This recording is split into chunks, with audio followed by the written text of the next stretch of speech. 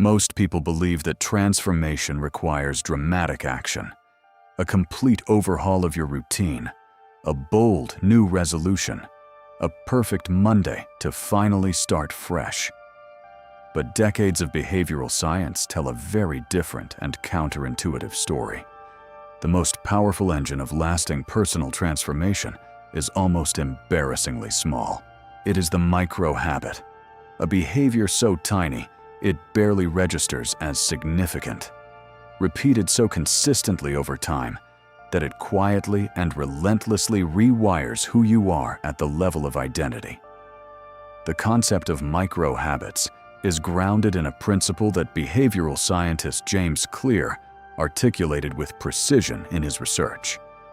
Every action you take is a vote for the type of person you are becoming.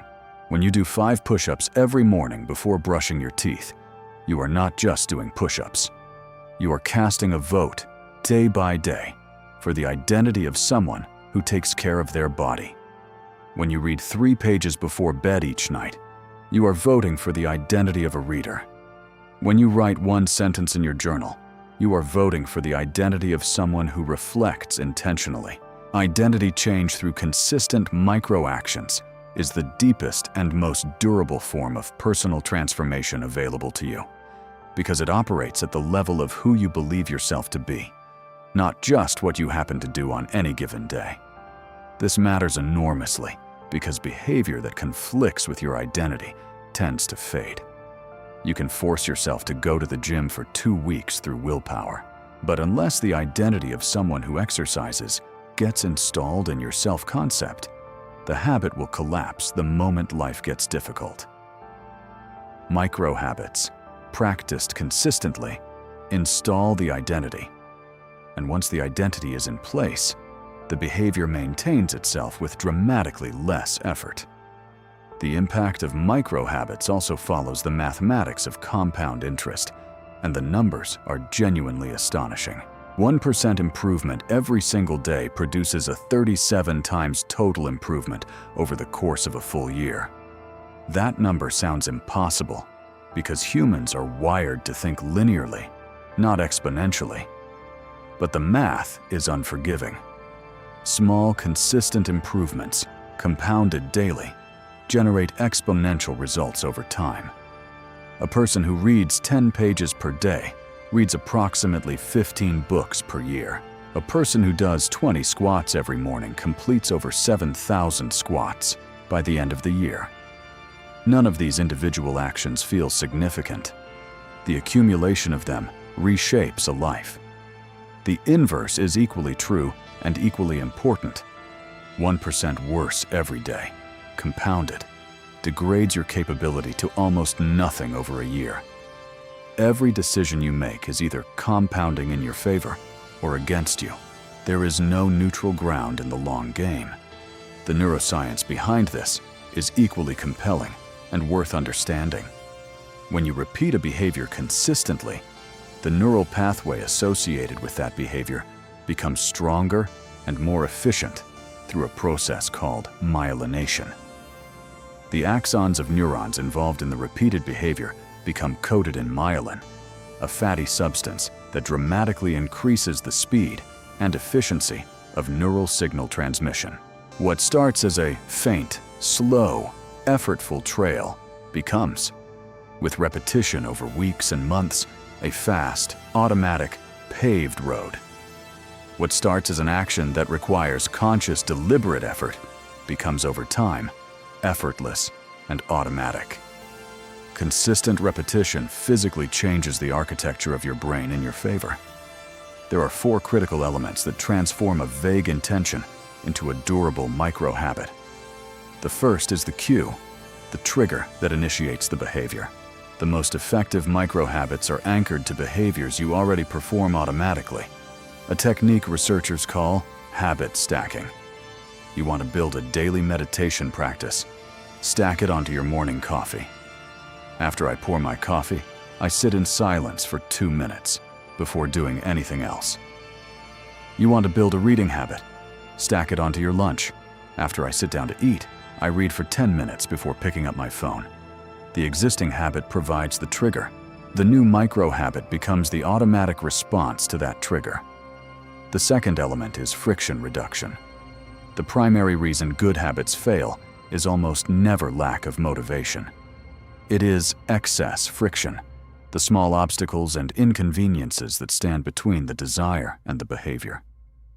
If the gym bag is packed the night before and sitting by the front door, the probability of going to the gym increases dramatically compared to having to locate clothes and pack gear in the morning. The 2-minute rule is particularly powerful here. When starting a new habit, make the initial version completable in under 2 minutes. Not because 2 minutes achieves your ultimate goal, but because beginning is the hardest part. Once you are doing the habit, momentum naturally extends the behavior beyond the minimum. The third element is environment design.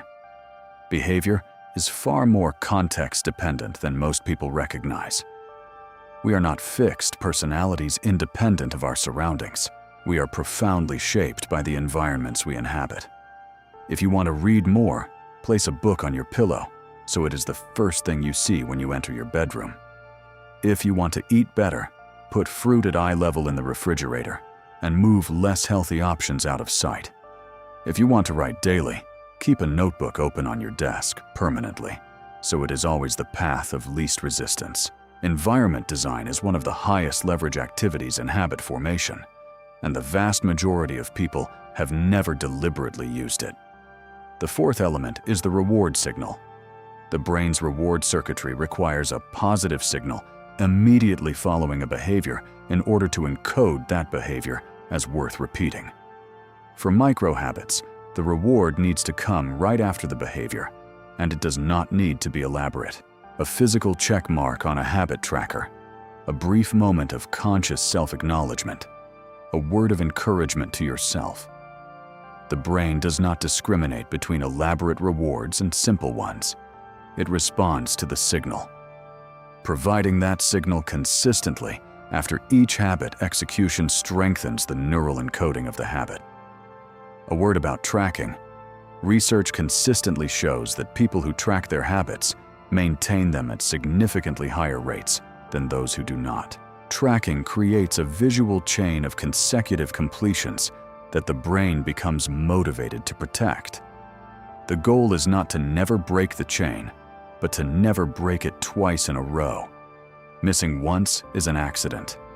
Missing twice is starting a new, unwanted habit. The most common misconception about micro-habits is that they are too small to matter. That if you only have 10 minutes, there is no real point in exercising. That if you can only read a few pages, the reading does not count. This thinking fundamentally misunderstands what micro-habits are actually doing. The goal of a micro-habit is not the direct output of the individual action on any given day.